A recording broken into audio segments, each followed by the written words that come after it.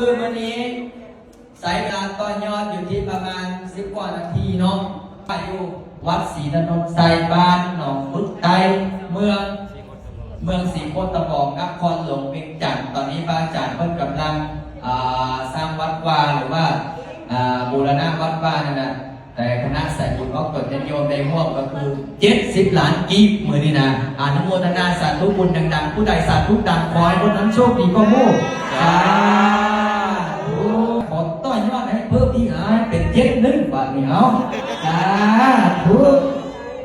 เอาปิดคือแม่แสงคำอันนี้แม่ย่ายแสงคำอันนี้เดล่ะแม่แสงมณีแม่แสงมณีแม่แสงมณีนี่ขายที่ได้แล้วเนาะได้แล้วดีใจน้ำเด้อ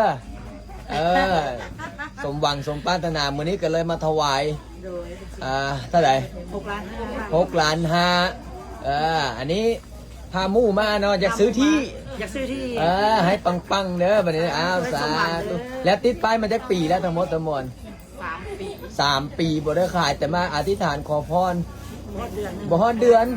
สาธุมื้อนี้หรือเปล่าบัดนี้มืดแล้วมื้อนี้แล้วก็ดีใจเด้บัดนี้เนาะอย่าไปยืมมาเพิ่มอีกได้บ่ไหวได้